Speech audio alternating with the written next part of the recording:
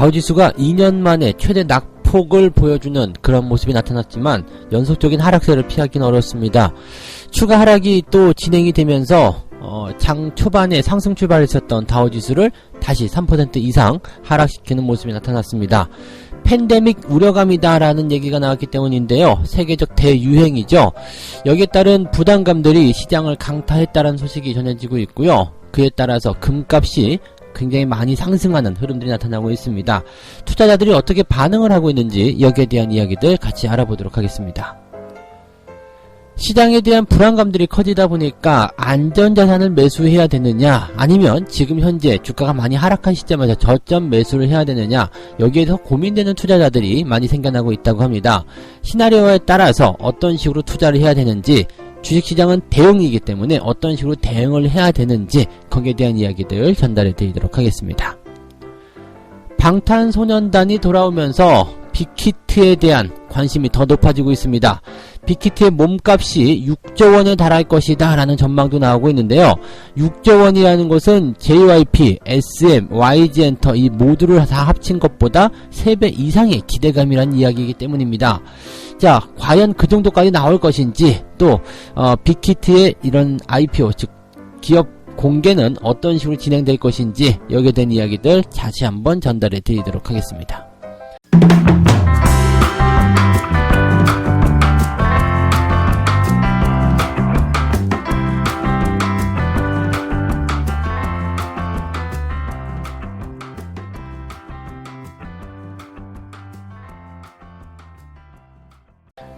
네, 반갑습니다. 오늘은 2월 26일 수요일입니다.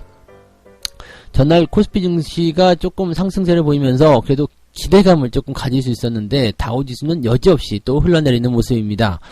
일단 상승 출발했기 때문에 그나마 조금 안도감을 느낄 수 있었다라고 판단을 좀 했었습니다만은 느닷없이 나온 미국 교수죠. 하버드 대학교 교수가 이제 팬데믹 세계적 대유행에 대한 이야기를 하게 되면서 시장이 약간 공포감을 좀 느낀 것이 아닌가 생각이 됩니다.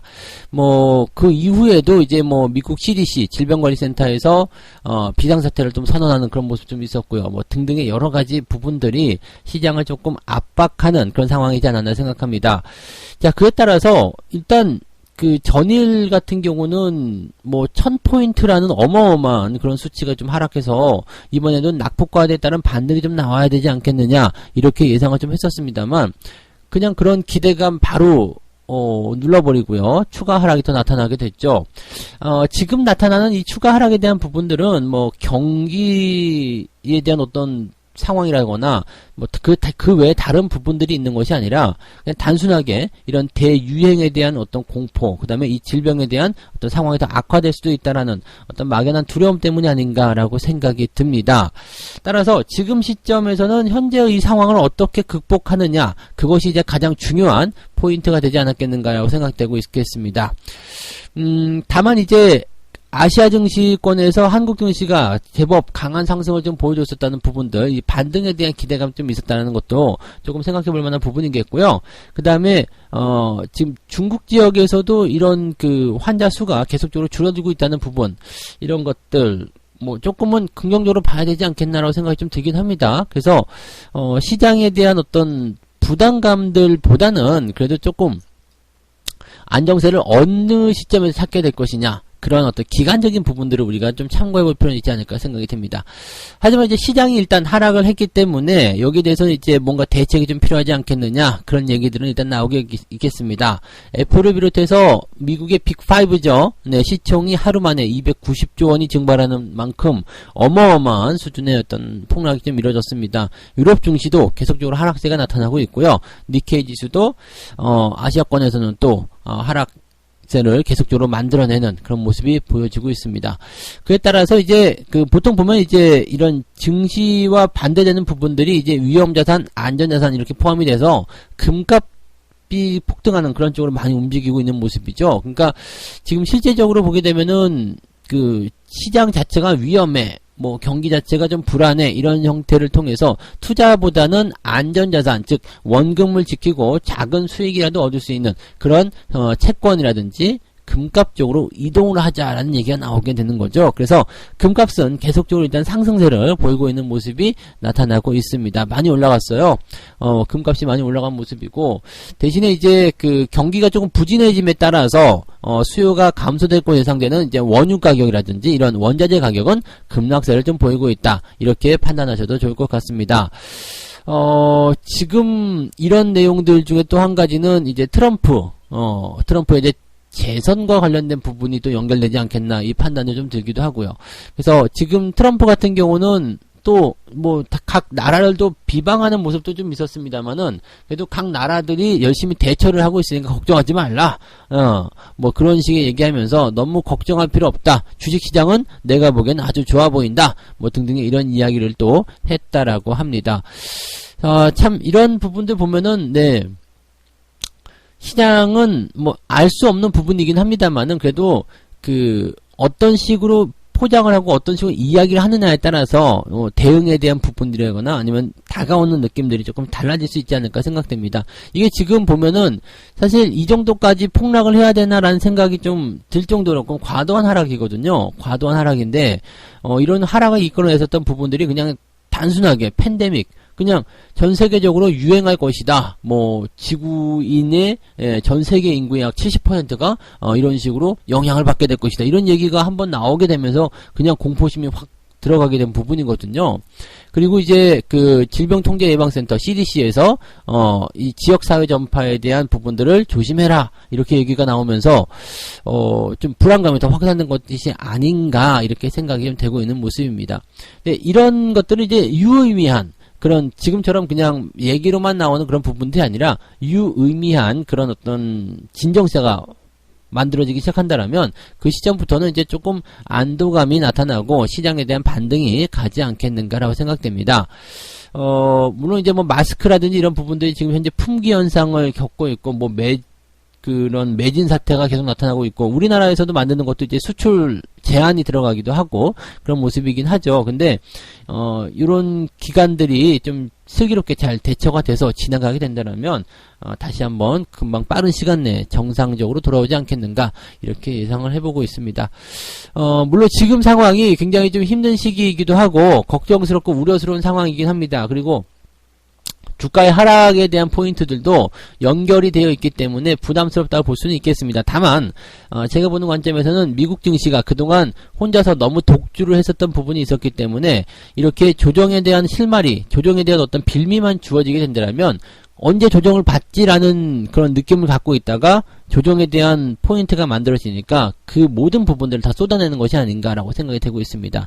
또한 이렇게 단기적 급락이 나타나게 되면 단기적 반등도 또 세게 나타나는 경우들이 있기 때문에 시장에 대한 부분들은 일단 추세가 꺾였다라기보다도 급락 이후에 나타나는 추세에 조금 더 관심을 가지고 그 이후의 흐름들이 어떻게 바뀔 것인가, 이번 하락을 빌미로 해서 추세가 하락으로 전환이 될 것인가, 아니면 이번 하락에도 불구하고 다시 상승세를 이어갈 것인가를 생각해 봐야 되겠죠. 일단 폭락에 대한 부분들은 기술적 반등이든 뭐가 됐든지 간에 반등을 통한 주가 상승이 일어날 것이다 라고만 생각하시면 될 것 같습니다. 그래서 당장 현재 시점에서 너무 큰 걱정보다는 시장에 대한 향후 흐름들을 관심 있게 좀 지켜보는 것이 좋지 않을까 라고 판단이 되고 있습니다. 자, 두 번째 이야기 가겠습니다. 뭐 연결되는 이야기라고 볼 수 있겠는데요. 안전자산에 대한 매수를 해야 되느냐, 저점 매수를 고민해야 되느냐, 이 두 가지를 놓고서 지금 투자자들이 고민을 많이 하고 있다라고 합니다.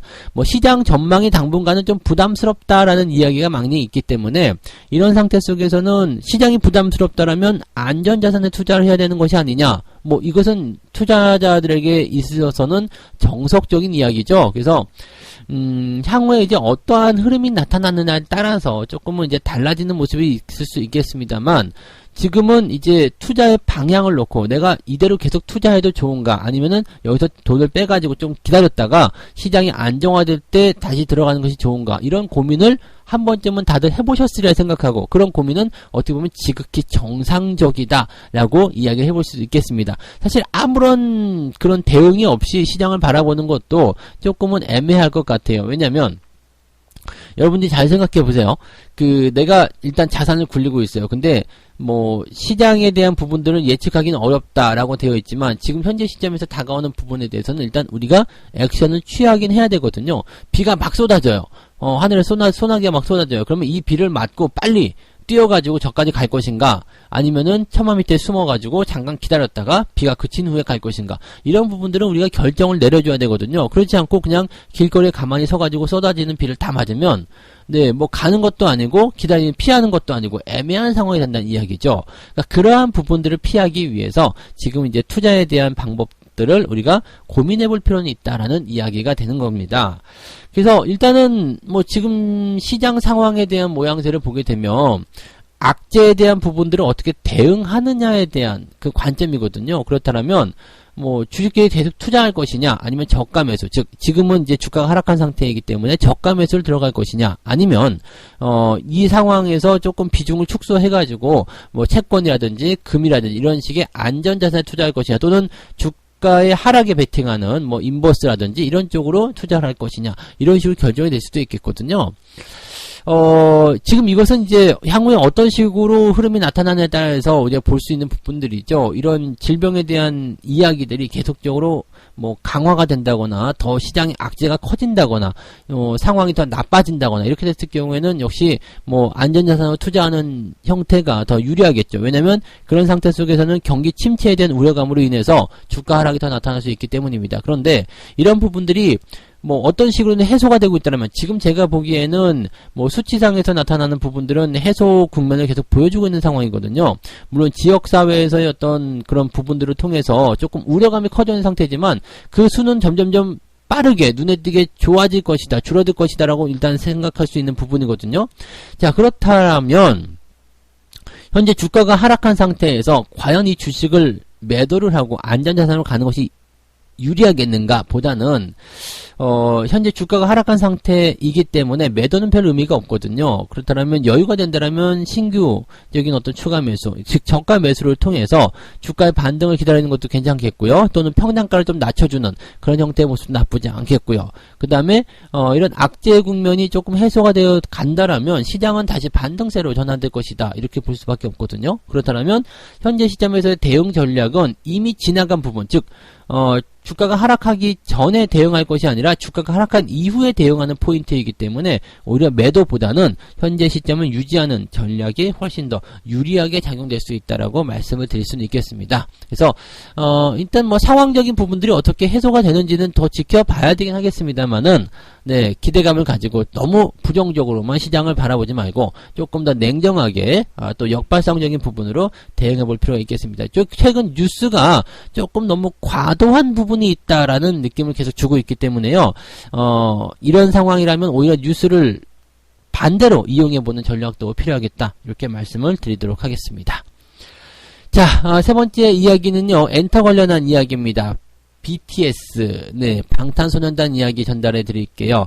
방탄소년단이 지금 다시 돌아왔죠. 컴백을 하게 되면서 전 세계적으로만 난리가 아니더라고요. 방탄소년단의 팬클럽이죠. 아미. 지금 영상들이 유튜브를 통해서도 속속들이 올라오고 있는 모습인데, 거의 감동의 도가니더라고요. 신곡 발표에 대한 부분들 뮤직비디오를 보고서 좋아서 어쩔 줄 모르는 그런 모습도 보면서, 야, 이거 정말 이 정도면은 국격을 상승시키는 그런 행동이 아닌가, 그런 정도의 어떤 상황이 아닌가라고 생각이 좀 들기도 합니다. 이 BTS가 한국의 이미지를 굉장히 많이 개선시켜줬다라는 그런 느낌은 계속 받고 있다고 보시면 될 것 같습니다. 이 정도까지였나? 라는 생각이 들 정도였는데, 아무튼 저희 세대 쪽에서는 얼마나 대단한지는 잘은 모르겠어요. 그런데 이 젊은 세대 쪽에서는 뭔가 삘이 통하는 그런 부분들이 있는 것 같아요. 그래서 전 세계적으로 이런 부분들이 같이 공감대를 형성하는 것은 정말 보기 좋은 그런 모습이 아닌가 생각합니다. 자, 그러다 보니까 이제 빅히트죠. 소속사, BTS의 소속사 빅히트 엔터테인먼트가 이번 연도 안에 IPO, 기업 공개를 하겠다라고 되어 있는데, 이 수준이 6조 원 정도까지 올라갈 것이다, 이런 얘기가 나옵니다. 이 정도는 좀 너무 심한 거 아니냐라고 생각하는 부분도 좀 있긴 있는데, 일단 아직까지 확정적이진 않겠습니다만은 그 정도까지도 될 수 있다라고 될 수도 있을 것 같아요. 지금 왜냐면 이제 방탄소년단의 가치를 가지고 보시는 부분이거든요. 그러니까 야 정말 이거는 잘 키운 자식 하나 친구들 아들 안 부럽다 이런 식으로 가야 되나요? 아무튼 어마어마한 그런 부분이 된 것 같아요. 그동안 알려지지 않았었던 부분이었단 말이에요. 근데 방탄소년단이 뭔가 이제 마케팅적이 됐든 아니면은 실력적인 부분이 됐든 전 세계인들과 공감을 하게 되고 세계적인 어떤 호응을 얻게 되면서 이 소속사 빅히트가 돈방석을 안게 되는 그런 모습이 나타나게 됐죠. 일단은 기본적으로 구성되는 그 상장 가치는 3조 원에서 4조 원 정도 언급이 된다 되어 있고요. 업계에서는 최대 6조 원까지도 예상이 된다라고 되어 있습니다. 지금 현재 보면은요. JYP 엔터가 7,600억, 그 다음에 SM이 7,000억, YG 엔터가 5,400억입니다. 세 개 다 합치더라도 3조 원이 안 돼요. 다 합쳐도 2조 원 정도밖에 안 되거든요. 2조 원밖에 안 되니까 최대 6조 원까지 올라가게 되면은 이 모든 엔터, 메이저급 모든 엔터를 다 합친 것보다도 3배에 달하는 엄청난 시총이 만들어진다라고 보시면 되는 거고, 그냥 3조에서 4조 원 정도 나온다 하더라도 이 3개의 엔터테인먼트를 다 합치는 것보다 더 큰 효과라고 보셔도 되겠습니다. 어마어마한 거죠. 사실 이 정도라면 어마어마한 거고요. 무엇보다도 조금 더 고무적이라고 볼 수 있었던 것은요, 이렇게 대형 엔터테인먼트가 탄생하는 것도 긍정적이 될 수 있겠습니다만, BTS의 어떤 활약과, 그 다음에 이런 그 소속사의 강한 그런 그 몸값 형성이 엔터 관련주들에게 희망을 줄 수 있는 부분이 좀 되는 거고요. 그 다음에 조금 더 이제 다른 기업들도 노력해야 되겠다. 네, 우리도 해봐야 되겠다. 우리도 같이 도전해야 되겠다. 이런 생각들 가질 수 있다는 얘기가 될 수 있겠죠. 또한 방탄소년단의 열기가 높아질수록 다른 한국의 엔터테인먼트에게도 관심을 가지는 그런 해외 팬들이 늘어날 것이다. 한국의 문화에 관심을 가지는 팬들이 늘어날 것이다. 라는 생각을 할 수 있다는 얘기가 되겠습니다. 그러니까 좋은 효과들이 계속 일어날 수 있는 부분들이 되겠죠. 다만 이제 우리가 조심해야 되는 것은 뭐냐면 관련 기업이다라고 해가지고 그냥 무조건 투자한다거나 또 많이 올랐을 때 그냥 따라간다거나 빚내서 그냥 갖다 집어넣는다거나 몰빵한다든지 이런 식의 투자는 조금 지양해야 되겠다라는 얘기가 되는 겁니다. 왜냐하면 아무리 좋은 재료를 갖고 있는 종목이라도요, 단기간에 급등을 하게 되면 무조건적인 변동성에 시달리게 됩니다. 그래서 꼭대기에 매수한 사람들은 항상 손해를 보게 되는 거죠. 좋은 주식을 매수했음에도 불구하고 항상 손해를 보는 상황이 벌어지기 때문에 그런 것들은 최대한 좀 조심하자 이렇게 말씀을 드려야 되는 부분입니다. 그래서 그런 것들 좀 참고하시면 좋을 것 같아요. 네. 그래서 오늘 3가지 이야기 이렇게 전달해 드렸습니다. 다우지수가 최대 낙폭을 계속적으로 기록하게 되면서 연속적인 추가 하락을 보여줬는데 약간은 그냥 과도하다라는 느낌이 좀 있습니다. 그래서 이 부분 조금 더 지켜봐야 되겠습니다만은 일단 과도한 악재 뉴스를 통해서 이렇게 될지도 모른다, 이렇게 될 것이다 라는 예측에 너무 휘둘리실 필요는 없다, 이렇게 말씀을 좀 드려보고 싶고요. 대신에 이제 충격적인 부분들이 있기 때문에 시장에는 어느 정도 영향이 있을 수밖에 없겠다라고 보시면 좋을 것 같아요.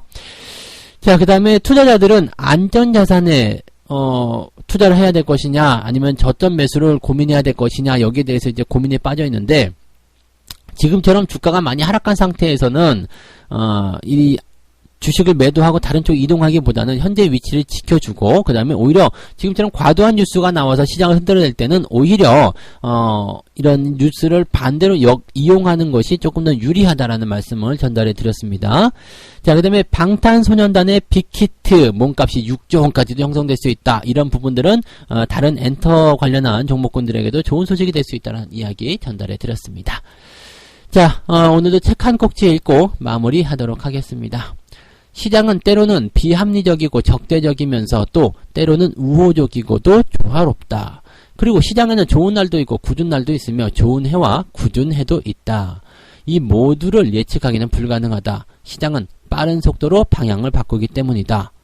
그러나 변화하는 상황에 효과적으로 대처를 함으로써 더 나은 결과를 얻는 방법을 배울 수는 있다. 이렇게 되어 있습니다.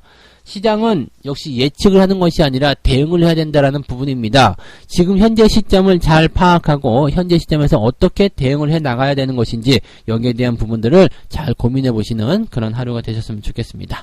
자, 오늘 이야기 여기까지 전달해 드립니다. 저는 다음 시간에 다시 올게요. 오늘도 여러분들 성공 투자 강력하게 기원하고요. 모든 일이 다 잘 되시기를 바랍니다. 나는 날마다 매일매일 조금씩 좋아지고 있다고 믿으시면서 오늘도 잘 슬기롭게 헤쳐나가시기 바랍니다. 고맙습니다.